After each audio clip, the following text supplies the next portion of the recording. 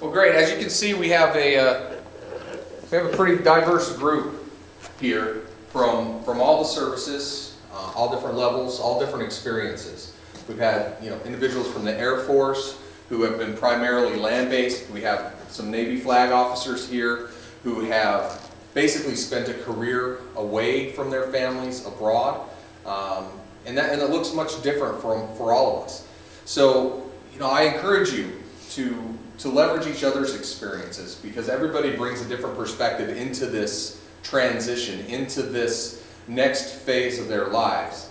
And I think the first and foremost, one of the most important things that we can do here is build our initial network of support as we begin looking at our next steps. Lean on each other and bounce your ideas off of each other.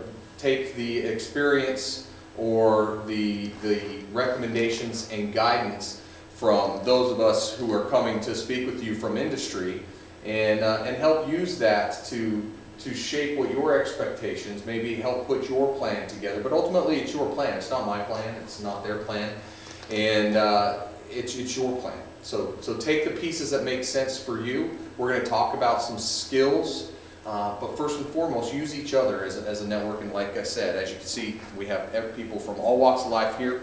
So that's our first and foremost, our best resource. With respect to expectations, first and foremost, what can you expect? I think throughout this whole experience you can expect uncertainty. You've never done this before. Or if you have, it's been a really long time. By virtue of the fact that you're all leaving from flag officer or senior officer positions, means that you've been in your current roles, organizations, etc. for a long time. And so you're leaving a structure of comfort. You're leaving something that you're well ingrained, you've proven your success within, you understand, and going off into something that's new. And some of us, that excites us. Some of us, that scares the hell out of us. And I'll tell you that's okay. There's going to be elements of both. And if you're not a little nervous about it, well, I would say that you will be. Or that it's highly likely that you will be. And there's nothing wrong with that at all. But expect uncertainty. Uncertainty about the job search. Uncertainty about what life will be like outside, well, personally. You're leaving a structure of an instant network of individuals who have the same sort of experiences. There's a natural bonding that occurs within the military that you really can't discount.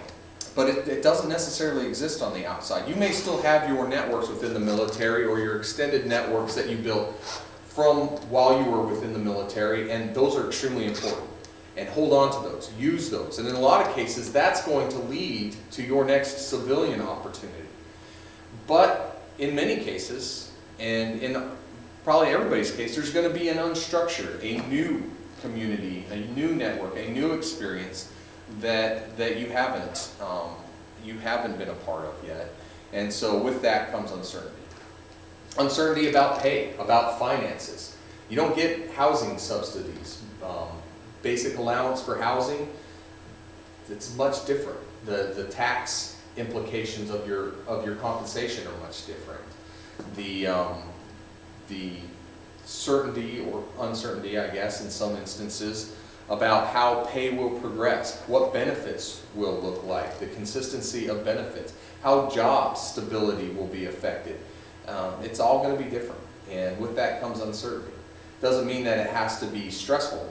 It just means that you need to make sure that you understand it and that you're prepared for that uncertainty, and you use that to be educated, to prepare yourself for your transition. Uncertainty about how it will affect your family. Your families have become accustomed over time to a certain type of lifestyle, a certain network, the commissary, the exchange, going where they go shopping, the security of a base, the security of a military neighborhood. Well, how is it going to affect your family? Your family is going to be uncertain. So first and foremost, I would recommend that you just become comfortable, if this makes sense, that you become comfortable with uncertainty, the fact that it's going to exist, and that you use that uncertainty to prepare yourself for your transition appropriately. Next, as I alluded to, there's going to be a culture shock. There's going to be culture change. I myself, I've lived since leaving the military in New England, in Dallas, Texas, and now I call Birmingham, Alabama home. And in each one of those areas, I have experienced a much different culture. Not an insular culture that's a natural melting pot within the military, where you look past some of that and the overall culture of the military seems to be the dominant culture. Well, now you're stepping into something that's less defined, that's more geographically associated, or that's very loose and it's very difficult to figure out where you fit in. And so expect cultural change, be prepared for that. And not just outside the job place, but inside the job place. Every organization has its own culture. Every industry has its own culture. And it's different than the military. And we'll talk about public goods versus private goods and how value is assessed and how that can impact culture, how that can impact behavior. Ultimately, how that can impact the way that you need to lead, and it's much different than in the military. It's also very similar. But you need to understand that and make sure that you don't apply the wrong type of leadership to the wrong type of cultural situation. And that's one of the most difficult things to accomplish and to master during your transition. I struggled with it. I struggled with it greatly my first role at General Electric. And just be prepared to work hard at that. Because there's no magic answer. It takes a lot of work, it takes a lot of awareness, a lot of self-evaluation, a lot of willingness to adjust and adapt. Okay, next, I would recommend that you expect to work hard. I would not only work hard once you make your transition, but work hard making your transition. Finding a job is a lot of work. And we've got 4 days, 3.5 days, where we're going to talk about the steps, the responsibilities that you have to meet, the plan that you're going to have to put into place. And I'm not talking a plan, excuse me, from just create the line items you need to check off. I'm talking a marketing plan. I'm talking a financial plan. I'm talking an organizational plan. You know, it's a lot of work, and so be prepared for that. Be prepared for organizational adjustment. I alluded to that up here in uncertainty, but there's going to be a lot of organizational adjustment that you're going to have to be prepared to go through.